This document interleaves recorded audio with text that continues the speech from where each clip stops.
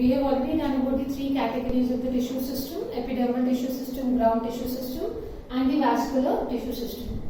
Now we'll study about a new topic, that is secondary growth. Something interesting and simple, that is secondary growth. We need to first understand what is secondary growth. See, the growth of roots and stems in length is primary growth. If the roots are growing in length, the stem is growing in length, we call it as primary growth. Primary growth always takes place with the help of apical meristems. We had done about the different kind of meristems, if you remember. So, the growth of the roots and the growth of the stems in length, only length beta, not the girth, not the width, not the thickness. It is only the growth of roots and stems in length with the help of apical meristem. This is what we call as the primary growth. Is it okay? Now, apart from this increase in length, of course the length, roots are growing in length, the stems are growing in length. But other than this growth in length, the dicots, they also grow in girth. That means the dicots, they grow in width or they grow in thickness also. This kind of a growth is called as secondary growth. So the main difference between primary growth and secondary growth is, primary growth is the growth in length of roots and stems, but secondary growth, we mean the growth in the girth or the width of the which plants? Dicot plants. The tissues involved in the growth, that means the secondary growth, they are lateral meristems, vascular cambium and cork cambium. Okay? Like I said, in primary growth, which was involved? We said what was involved was apical meristem. In secondary growth, what is involved is lateral meristems and the vascular cambium, or the other name for this is the core cambium, cork cambium. See now, we are going to study about secondary growth in this video. So obviously we are not going to study about the lateral meristems. We will be studying about which one? The vascular cambium or the cork cambium. We will be studying about the vascular cambium or the cork cambium. Let us see what is vascular cambium. The meristematic layer which is responsible for formation of or cutting off the vascular tissues. What is vascular cambium? That meristematic layer which is responsible for the formation or the cutting of the vascular tissues, that is the xylem and the phloem, is called the vascular cambium. That layer of meristematic tissues which will be responsible for cutting off or formation of the vascular tissues, that means for the formation and cutting off of xylem and phloem, is what we call as the vascular cambium. Where is it present? It is present as patches in the young stems or as a single layer. If you see in young stems, you want to see the vascular cambium. In young stems, you will find it as patches or as a single layer between the xylem and the phloem. Later, it becomes a ring which we call it a cambial ring. So in the beginning, it is not a ring beta. It is just patches or it is a single layer between the xylem and the phloem. Later, it will form a ring, and that ring is what we call as the cambial ring. What is this ring called as? It is called as the cambial ring. Let us understand how this cambial ring is formed. In dicot stems, the cells of the cambium, the present between the xylem and the phloem. See, we have some cells which are present between the xylem and the phloem. I told you these cells, they form the intrafascicular cambium. We had done this word earlier also, intrafascicular cambium. What is intrafascicular cambium? We are talking about the dicots, okay? Remember. So we are talking about the dicot stems.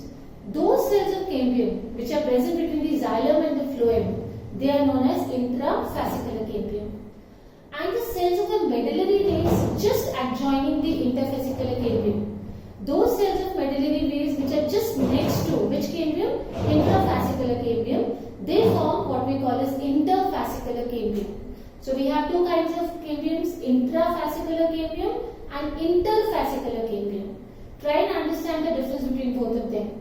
See, cambium present between xylem and primary phloem. This is known as intrafascicular cambium.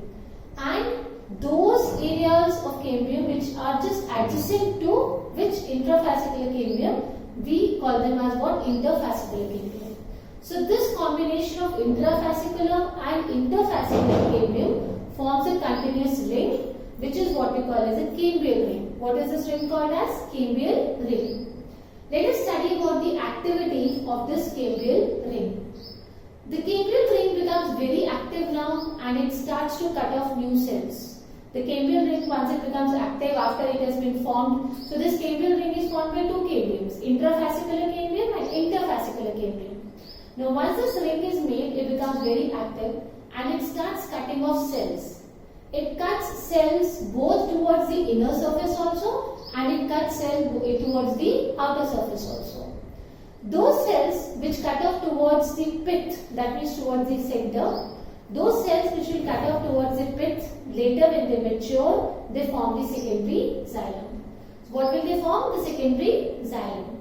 And the cells which are cut off towards the periphery, outer areas, when they become mature, they form the secondary phloem.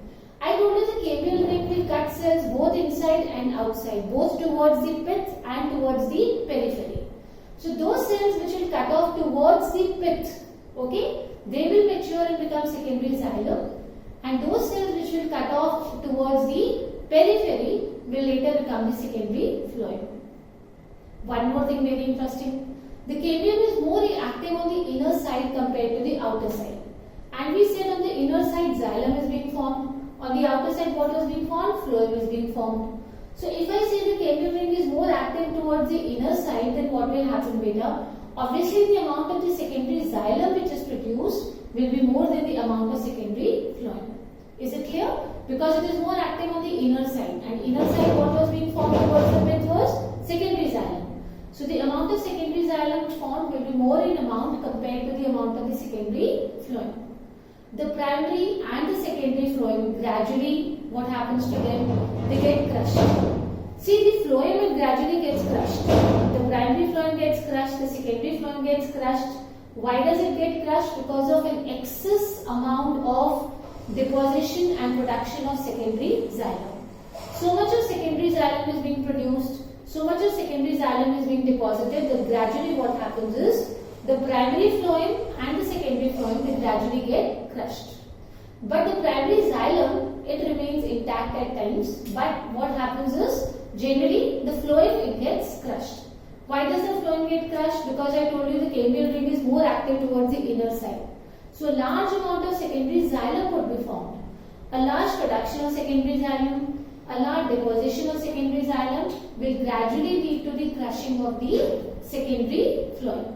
Remember that the primary xylem, it remains intact. At some places, the cambium it forms a narrow band of parenchyma.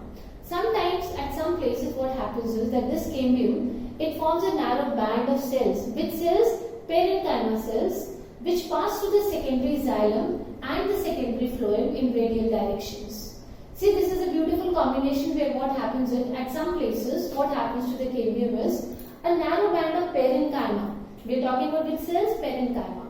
You will come across a narrow band of parenchyma cells which will pass both through secondary xylem and the secondary phloem in the radial directions. When I say radial directions, I mean along all the radii. These are what we call as the secondary medullary rays. So what are secondary medullary rays over here? What was happening in the cambium ring? A cambium ring was already formed by intrafascicular and interfascicular cambium. But at some places in this cambium ring, a narrow band of parenchyma, it will pass through both the secondary xylem and the secondary phloem in radial directions. That means along all the radii. And these are what we call as the medullary rays. What will they be called as? Medullary rays. So this is about secondary growth and primary growth. See, when I say primary growth, it is increase in length, and who is responsible? Apical meristem. When I say secondary growth, who is responsible? It is basically the increase in girth, and vascular cambium and lateral meristem is responsible. Within vascular cambium, we did this. That cambium which is responsible for formation and cutting of vascular tissues is what we call as vascular cambium. We said in the beginning it is found in patches or as a single layer. Later it forms a ring which we call as cambial ring. We also studied how cambial ring was formed by the combination of intrafascicular cambium. Intrafascicular, the cells which are present between the xylem and the phloem, and the interfascicular cambium which are adjacent to the xylem and phloem. And we said that this ring becomes very active. It starts cutting off cells both towards inner and the outer sides. Those cells which cut off towards the inner side, that is towards the pith, they become secondary xylem. Those which cut off towards the periphery, that is outer side, they become secondary phloem. We also said that the ring is more active towards the inner side. So the amount of primary xylem produced is much more in compared to the amount of the secondary phloem which is produced. So gradually what happens? The primary and the secondary phloem, they get crushed due to continuous and speedy formation and deposition of what? Secondary xylem. We come across the next term, that is spring wood and autumn wood. Understand the difference between spring wood and autumn wood. Now, there are many environmental and physiological factors which control the activity of cambial ring. We said that the cambial ring becomes very active, but how much active it will become will depend upon environmental and physiological features or factors. If we talk about temperate areas, climatic conditions are not same throughout the year. In temperate areas, we know that the climatic conditions are not same throughout the year. What happens is, obviously the climate will affect what? It will affect the activity of the cambium ring. In the spring season, the cambium is very active and it will produce a large number of xylem elements which have wide cavities or wide vessels. See beta, you need to remember that in temperate regions the climatic conditions are not the same. So what happens in spring season? The cambium is very active and it will produce a large number of xylem elements which will have wide vessels. And the wood which will be formed during this season is what we call as spring wood, or we also call it as early wood. Because it is formed in spring season, we call it as spring wood or it is called as early wood. But in winters, the cambium is less active. So it will form few xylem elements, and the xylem elements which will form will have narrow vessels. So in spring we had more xylem vessels being formed, in winters we have less. In spring we had xylem elements which are having broad vessels, but in winters we have xylem elements which have narrow vessels. So this wood which is formed in winters is what we call as autumn wood.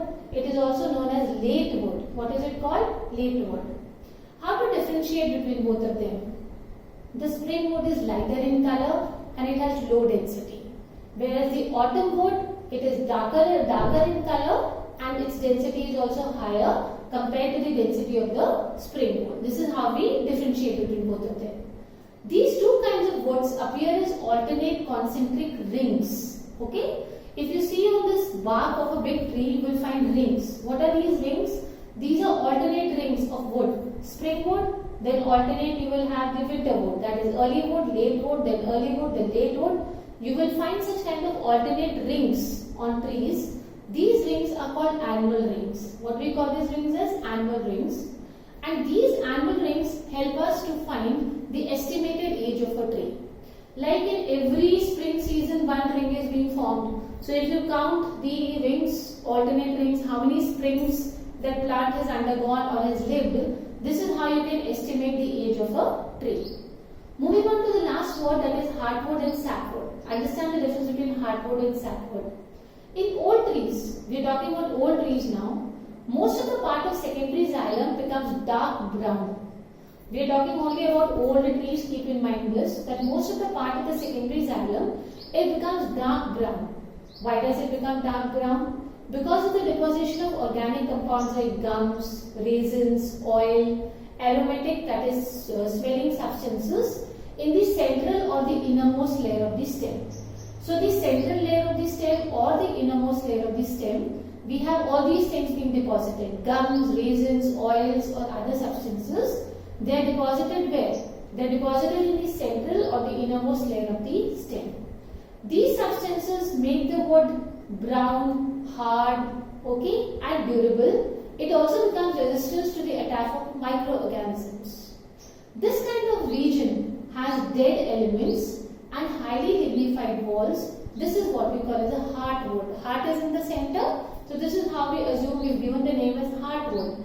Where did you find the heartwood? Towards the center of the stem, innermost part of the stem. These substances are getting deposited, gums, resins, oils, which are giving a dark brown color to the stem, which is making it hard, durable, and resistant to attack of microorganisms. Also remember that this region has dead elements with highly lignified walls, and this is what we call as heartwood.